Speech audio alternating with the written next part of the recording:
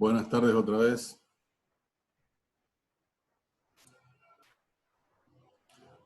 Se está sumando la gente, vamos a esperar un poquito a que se entren todos.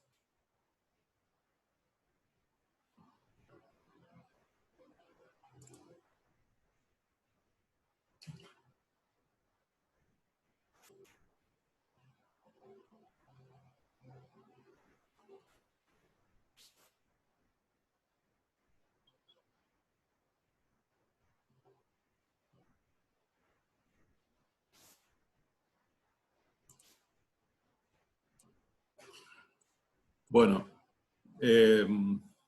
mientras van entrando todos, les comento lo siguiente. Hay una tarea que ya se puede ver en el aula virtual de la UNE, que está relacionada con la lectura de estas dos notas que vimos hace un rato, sobre el origen del 8 de marzo, de por qué se conmemora el 8 de marzo, y sobre la explotación de los minerales que hacen posible la construcción de autos eléctricos en el mundo.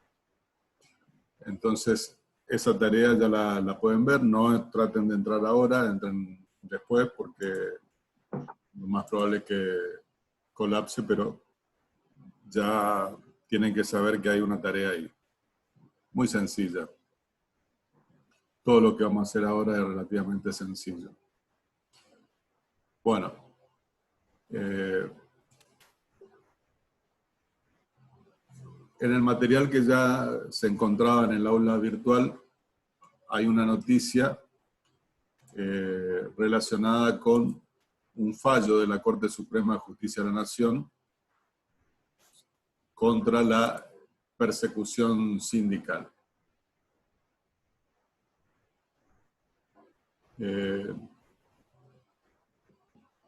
Les voy a compartir esa pantalla para que lo veamos al fallo en sí, no a la noticia, sino al fallo en sí mismo.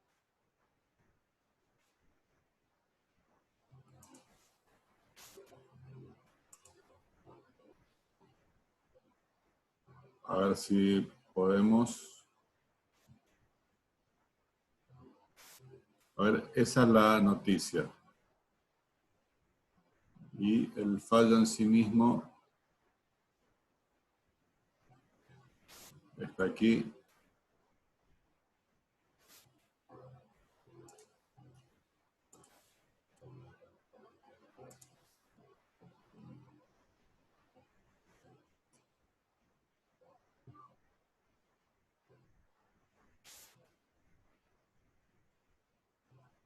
Bueno, ¿lo están viendo?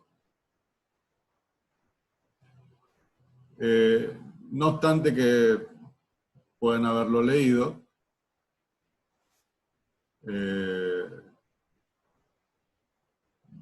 vamos a hacer una lectura colectiva para que se entiendan algunas cuestiones. Yo voy a ir marcando.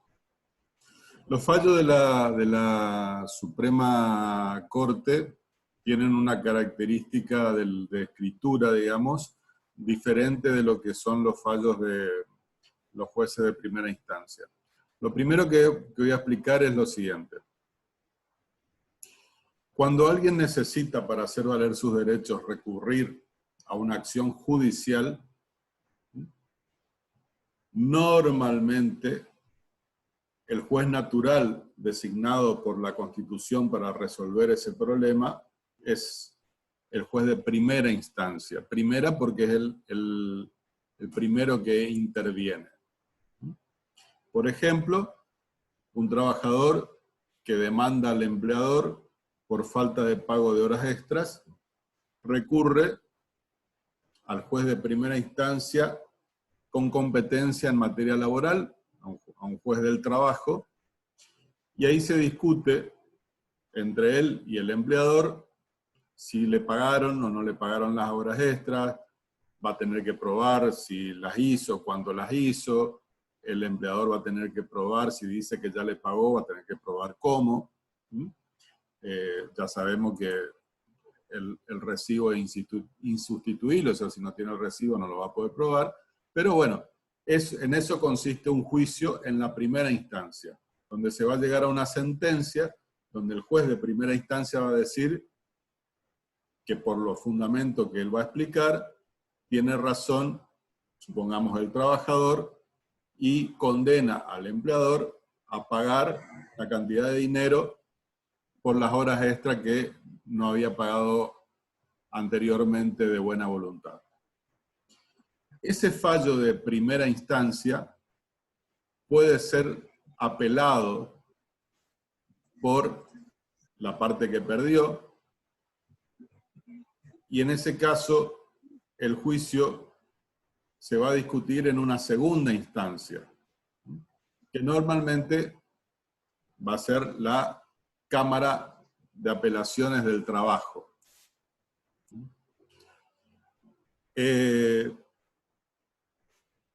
Como todas las provincias, tenemos además de la primera instancia, que sería el juzgado, la segunda instancia, que es la Cámara de Apelaciones, también tenemos un superior tribunal de justicia.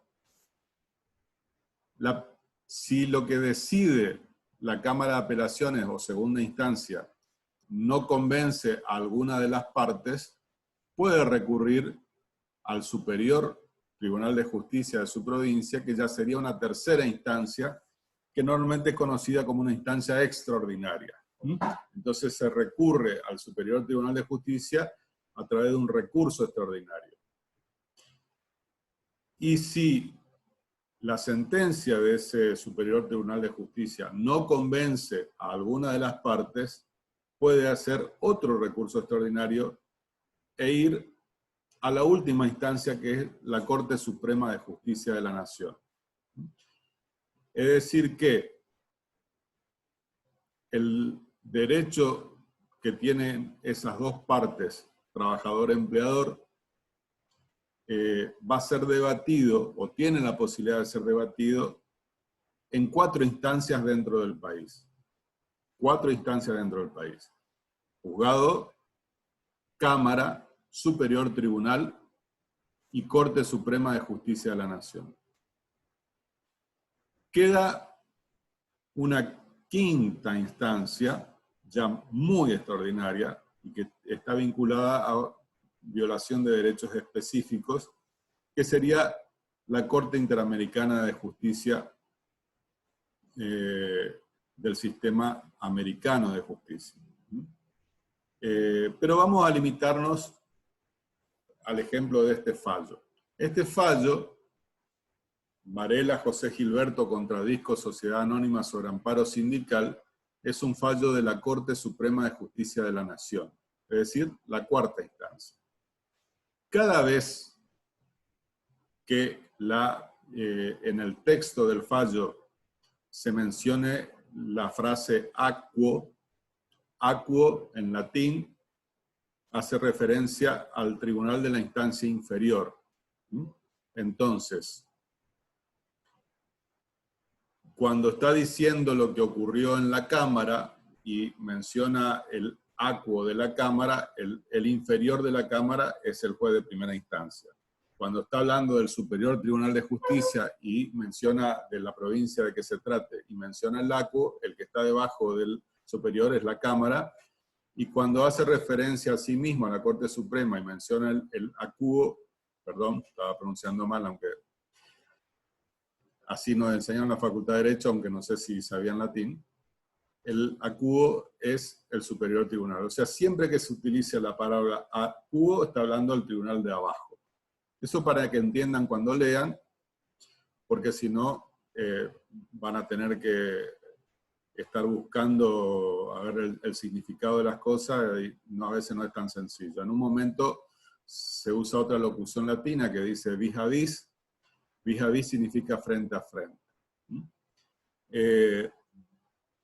Entonces, en primer lugar tenemos que tener en claro que si estamos hablando de un fallo de la Corte Suprema, quiere decir que primero hubo un fallo de primera instancia, hubo un juez que dictó una sentencia en relación al problema que se planteó ahí, que es entre el trabajador José Gilberto Varela y el empleador, que es Disco Sociedad Anónima. Por lo tanto, también hubo una segunda instancia, es decir, a alguna de esas dos partes no le gustó la sentencia y recurrió a la Cámara de Apelaciones del Trabajo. Esa Cámara emitió una sentencia que a alguna de las dos partes no le gustó y fueron al Superior Tribunal de Justicia, en este caso de la provincia de Catamarca, y por último recurrieron a la Corte Suprema. Y ahí termina la historia porque es la última instancia posible. Entonces, ¿por qué puse la nota periodística además del fallo? Porque la nota periodística dice fallo contra la persecución sindical. Este fallo tiene muchas cosas para ser analizadas, pero como estamos en la unidad 1 y la primera parte de la unidad 1 tiene que ver con el origen del derecho colectivo, y yo les había hablado en los primeros 40 minutos de que la historia del derecho colectivo, a la par de la historia del movimiento obrero, va pasando por distintas etapas. Una etapa de prohibición, otra de aceptación, otra de legalidad. ¿Por qué hablamos de persecución sindical? Bueno, porque obviamente, así como está prohibido matar y hay un código penal que prohíbe matar, de todas formas hay gente que asesina a otras personas, voluntaria o involuntariamente. Es decir, no porque exista una ley quiere decir que todos la respeten. Pero no es lo mismo retroceder 200 años y que no exista una legislación laboral, ni individual ni colectiva del trabajo, a que exista y algunos no la cumplan. Puede no cumplirla el trabajador, puede no cumplirla el empleador. Y depende de quién no la cumple, las consecuencias que tendrá. Como habíamos dicho en la primera parte, que el Estado y el derecho surge a la par del Estado para imponerle a las personas una conducta determinada, entonces, obligatoriamente, una vez que se dicta una sentencia, se la tiene que hacer cumplir. Entonces, lo que nos interesa de este fallo es lo relativo a la persecución sindical, no a otros aspectos que hacen a otras unidades del programa de la materia. Entonces, no obstante que ustedes van a leer que se hable de la discriminación, a esa discriminación la vamos a tomar solo en función de la persecución sindical, si existe o si no existe. Entonces, como primer ejercicio porque a lo largo del desarrollo del curso ustedes van a tener que analizar fallos, estudiarlos, aprenderlos, y sobre esos fallos va a ser materia de examen parcial y final. Entonces, vamos a hacer un ejercicio de una lectura rápida compartida, por eso compartí la página, para que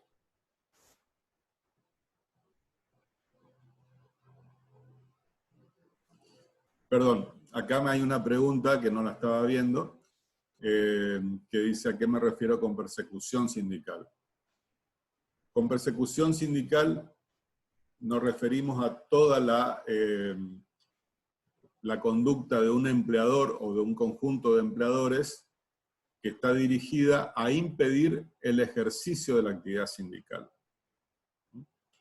Entonces, la actividad sindical en la Argentina de hoy es una actividad legal. Legal en tanto se respeten ciertas reglamentaciones y ciertas leyes, pero es una actividad legal. Entonces, impedir esa actividad legal es una conducta ilegal que puede ser objeto de una sanción. Entonces, cuando los empleadores impiden la actividad sindical, están ellos incurriendo en una ilegalidad. Esa ilegalidad, los trabajadores la enfrentan de distintas maneras, como se va a ver a lo largo del desarrollo del curso, y si miran el programa, con las medidas de fuerza, la huelga, los paros, la negociación, por momentos hay enfrentamiento, conflicto sindical, por momentos hay negociación.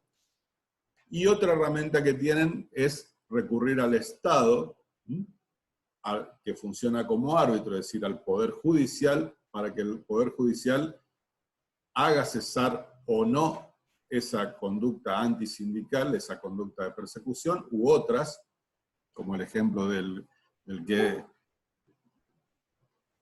corresponde que le paguen horas extra y no le pagan. Bueno, entonces se recurre al Poder Judicial para hacer valer un derecho. El derecho que tienen los trabajadores a desarrollar una actividad sindical no puede ser ilegalmente impedido por el empleador.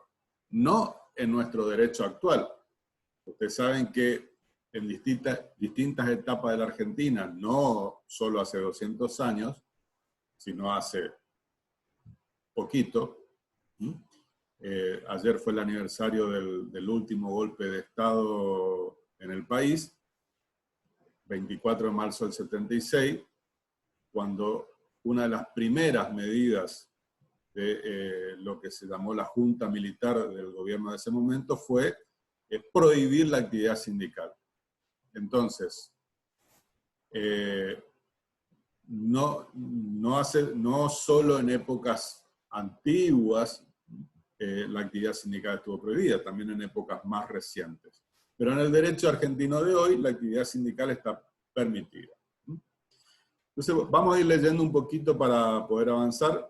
¿Qué dice esto? Les voy a remarcar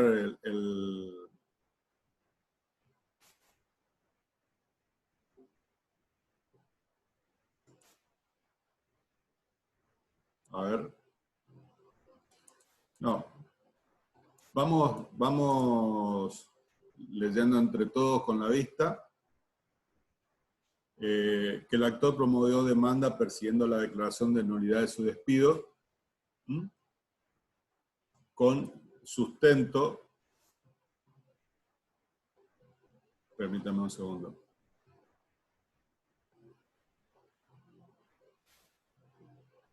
En lo dispuesto por el artículo 43 de la Constitución Nacional, los convenios de la Organización Internacional del Trabajo, OIT 8798, y el artículo 47 de la Ley 23.551, contra Disco Sociedad Anónima. Sostuvo que tenía más de 10 años de antigüedad y fue destacado como mejor empleado por la empresa, pero vio alterada su situación cuando comenzó a reclamar su derecho a la representación sindical.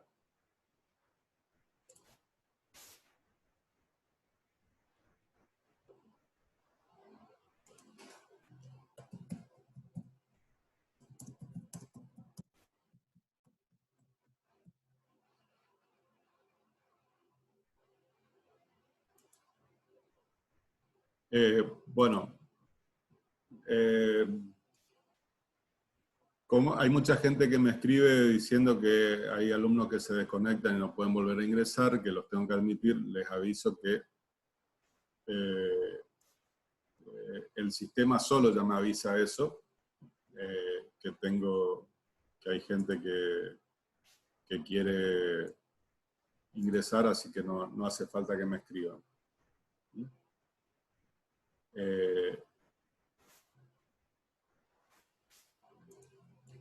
Bueno, acá quiero hacer un paréntesis para explicar lo siguiente.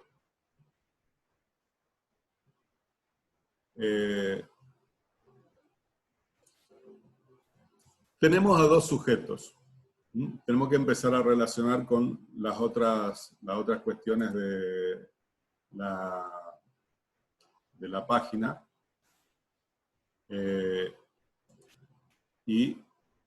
Perdón.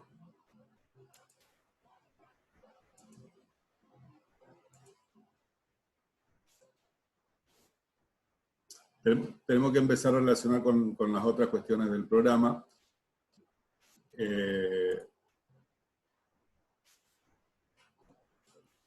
Y entre la unidad 1 está sujetos.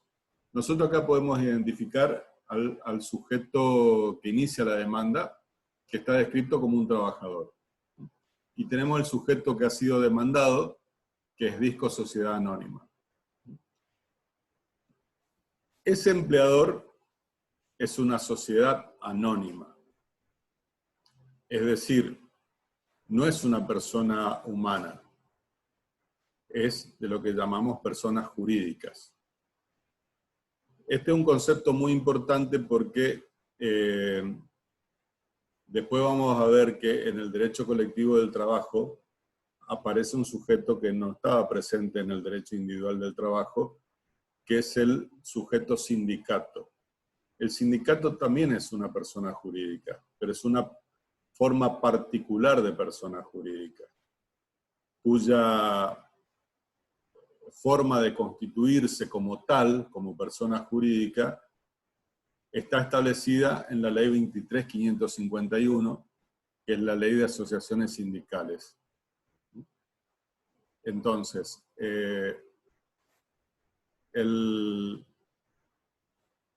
las personas, el hecho de ser persona y qué derechos tienen las personas, no están descritos en todas las leyes, sino en algunas, porque el derecho funciona como un sistema armonioso. Entonces, todo lo que está descrito en una legislación, en una ley X, no se repite en otras leyes. Nosotros tenemos un derecho padre y madre, que es el derecho civil. Ahora tenemos un Código Civil y Comercial unificado. Entonces, para saber lo que es persona, tenemos que recurrir al Código Civil y Comercial de la Nación. El Código Civil antiguo, que estuvo vigente hasta agosto del 2015, nos daba una definición de persona. El Código Civil y Comercial moderno dejó de lado esa técnica, no nos da una definición de persona, porque definir a la persona es problemático. Es decir, hay quien puede querer hacer hincapié en los aspectos biológicos, hay quien puede querer hacer hincapié en los aspectos espirituales, hay quien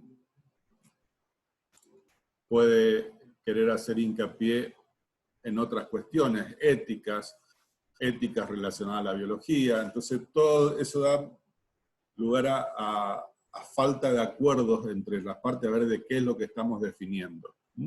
Antiguamente, ya le digo, el viejo código decía que persona es todo ente susceptible de adquirir derechos y contraer obligaciones. Ya esa palabra ente era un poco odiosa, es decir, no somos un ente, somos personas. Entonces, si somos personas, tenemos que ser definidos de un punto de vista más humano, pero siempre nos vamos a quedar cortos. Entonces la técnica del nuevo Código Civil y Comercial no es definir qué es una persona, pero directamente nos habla de las personas humanas y de las personas no humanas. Voy a cambiar de página de compartir para que lo podamos ver a esto que le estoy diciendo. Entonces, tenemos en el Código Civil y Comercial de la Nación, ya se los comparto, no me está descargando el código.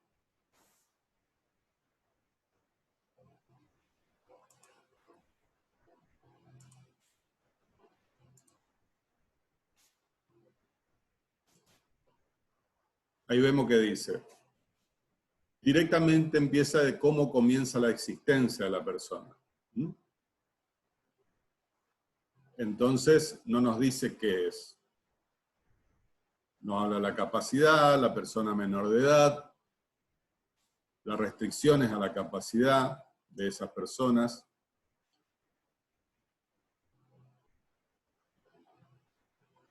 Y después entramos, yendo más abajo,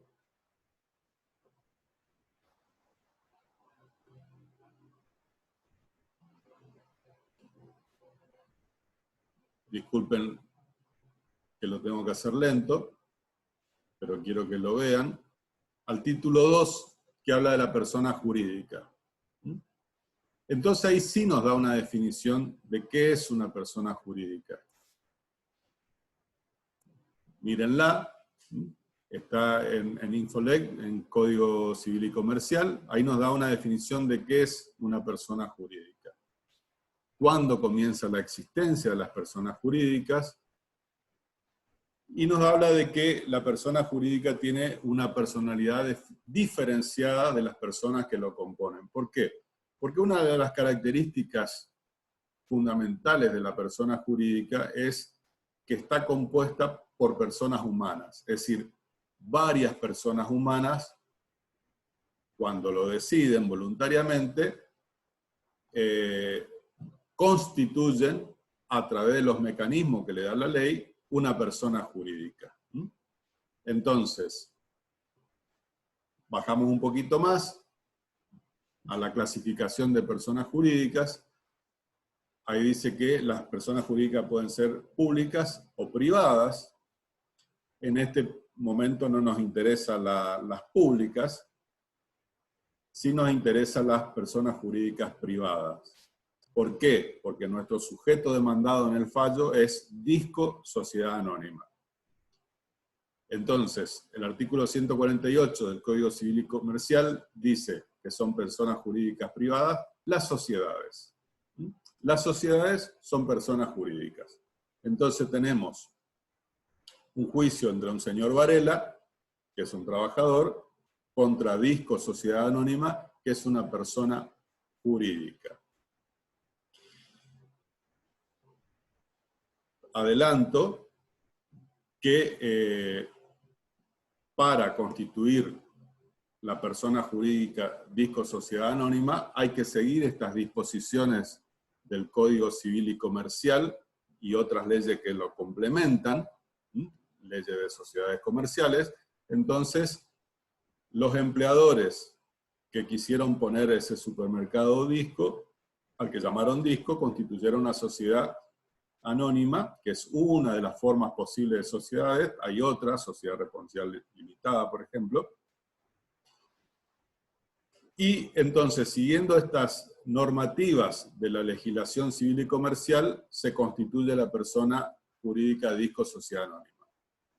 En cambio, para constituir la persona jurídica, por ejemplo, Asociación Obrera Textil, no vamos a encontrar en el Código Civil y Comercial cómo se constituye. La normativa que nos dice cómo los trabajadores textiles pueden constituir un sindicato, ya lo hicieron, y lo llamaron Asociación Obrera Textil, la vamos a encontrar en la ley 23.551, que es la ley de asociaciones sindicales. Bueno, dicho esto,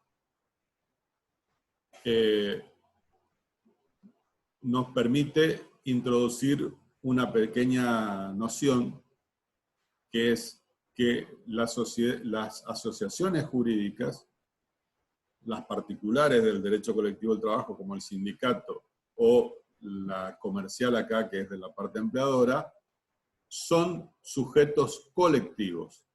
¿Por qué son colectivos? Porque en su constitución integran a muchas personas humanas, por lo menos más de dos. Entonces, Varela, acá el trabajador, es una persona humana única e individual.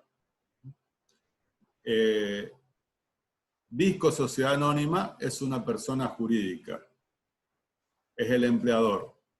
Quienes constituyen esa sociedad anónima y los que han comprado las acciones, los que son accionistas de Disco Sociedad Anónima. Pero ya vimos hace un ratito que el Código Civil y Comercial nos dice que la persona jurídica tiene una personalidad diferenciada de las personas humanas que la componen. Entonces, Varela no le hace juicio a cada accionista, le hace juicio a la persona jurídica que es su empleadora, que es Disco Sociedad Anónima. Esto mismo concepto me detengo un poco acá porque es el mismo concepto que vamos a aplicar después en el sujeto colectivo que denominamos sindicato. Es el mismo concepto. El sindicato es una persona, es un sujeto de derecho que está constituido por un montón de personas humanas que se afilian para constituir ese sindicato. Se reúnen, se ponen de acuerdo, se dan un estatuto, etcétera, y constituyen el sindicato. Bueno, volvemos ahora al fallo que estábamos analizando.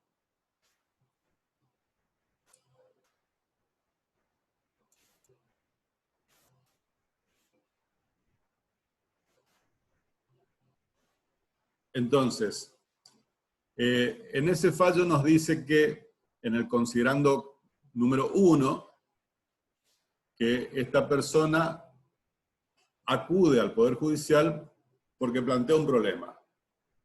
Dice, yo quise que en mi lugar de trabajo se elija una representación gremial.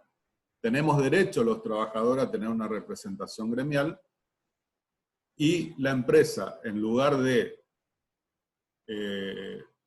cumplir con su obligación de permitir que los trabajadores tengamos una representación gremial, me empieza a perseguir hasta que me termina despidiendo.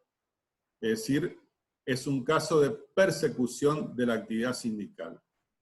Como la actividad sindical en Argentina está permitida, la conducta de la empresa es ilegal y recurro al juez del trabajo para que haga valer mi derecho, que dé marcha atrás al despido, la empresa, y por lo tanto me reincorpore y se cumpla la legislación sindical vigente.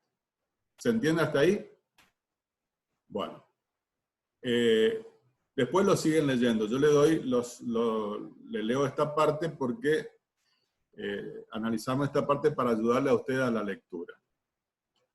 Entonces, vamos al considerando número 2. Dice que el 19 de abril del 2005 el actor fue suspendido por supuestas impuntualidades. El 21 de ese mes rechazó la sanción, adujo, o sea, argumentó que la suspensión era una represalia por su actividad sindical y que intimó a la empleadora para que permita las reuniones de los trabajadores para designar delegados, y el 25 de abril la empresa lo despide, diciendo que su conducta era agraviante, es decir, lo despide basándose en una causa, por lo tanto sin pagar indemnización. El considerando tercero dice que el juez de primera instancia declaró en rebeldía la demandada. Rebeldía es en juicio cuando alguien no se presenta en el plazo que le dan. Pero no es acá lo importante. Como no se presentó, no contesta la demandada. O sea, Disco S.A. no contesta la demanda. El juez entendió que como no contesta, está reconociendo los dichos del trabajador. Pero no basa su decisión en el simple hecho de que la demandada no contestó. Porque dice, más allá de eso, consideró demostrada la afiliación del actor a la entidad sindical. Las gestiones llevadas a cabo ante la autoridad administrativa del trabajo, cuando dice autoridad administrativa se refiere a la Dirección Provincial del Trabajo de ahí de Catamarca, requiriendo la convocatoria a elección de delegados obreros. O sea, él tomó la iniciativa individual de hacer valer un derecho colectivo, que es el derecho de los trabajadores a tener su representación gremial, pidió a la autoridad administrativa del trabajo que se le permita hacerlo, además de requerírselo a la empresa, y el juez dice, o sea, la Corte Suprema está diciendo, en particular destacó, cuando dice destacó está hablando del juez de primera instancia, el juez de primera instancia destacó que el Ministerio de Trabajo emitió un dictamen favorable al demandante, es decir, a Varela, e intimó a la seccional Catamarca del Centro de Empleados de Comercio aquí aparece el sujeto sindicato, Centro Empleado de Comercio, es el nombre de la persona jurídica especial que denominamos sindicato, en este caso para la actividad de comercio, a que disponga la convocatoria a elecciones de delegados. Consideró acreditada la existencia de actividad sindical, etc. Quiere decir que el juez de primera instancia consideró que Varela estaba haciendo una actividad lícita. Estaba pretendiendo ejercer un derecho que, si usted vamos y miramos ahora la Constitución Nacional, el artículo 14 bis, dice en el primer párrafo, medio al final, que los trabajadores tienen derecho a una organización sindical libre y democrática por la simple inscripción en un registro especial. Entonces, es un derecho del trabajador a tener una organización sindical.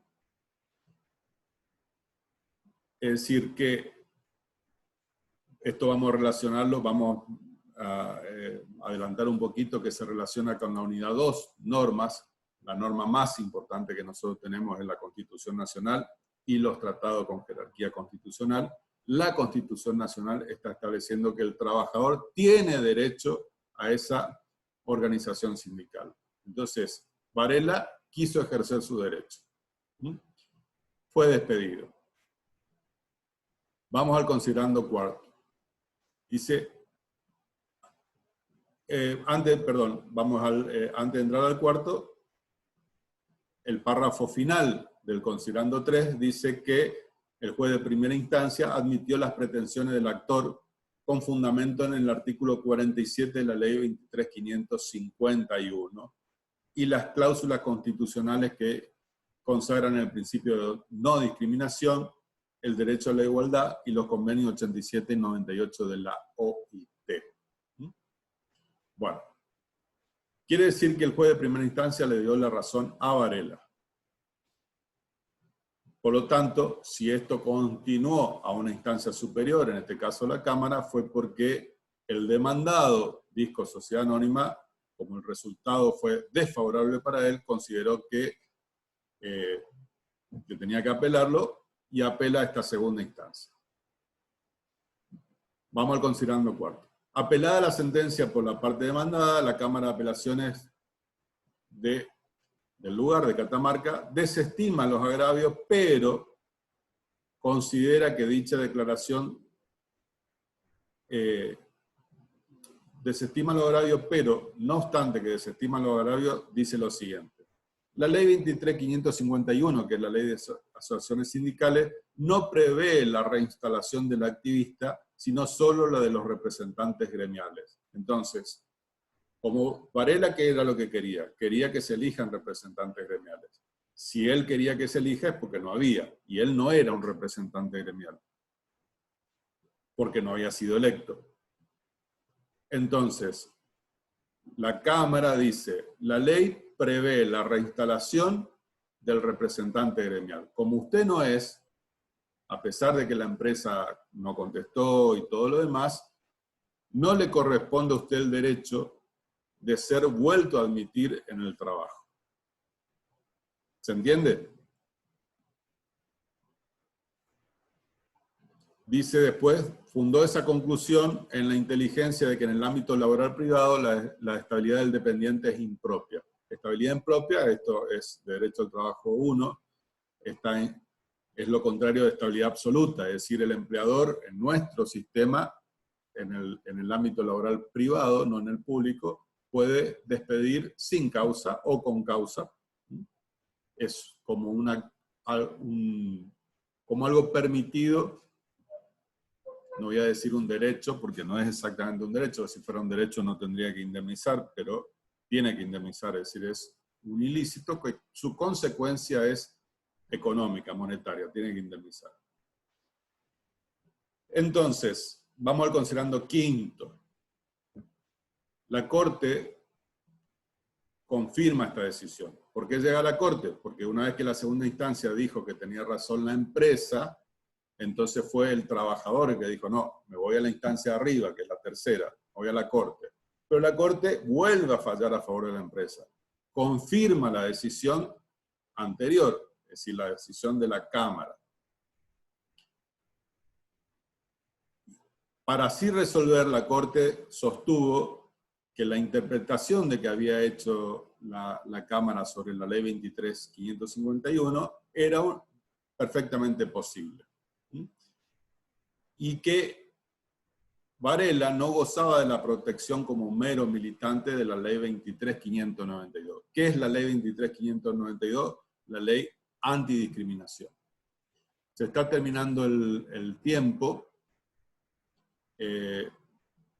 Voy a programar una reunión dentro de 10 minutos, pero las reuniones duran 40 minutos, pero la próxima va a ser de poquito, nada más que para terminar esto. Así que en 10 minutos nos volvemos a encontrar.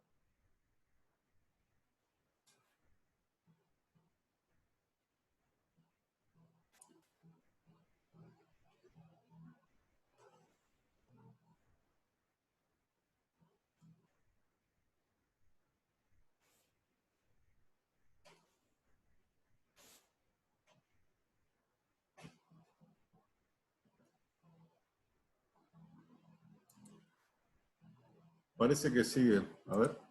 ¿Siguen escuchando? Porque teóricamente ya venció nuestro plazo. Bueno,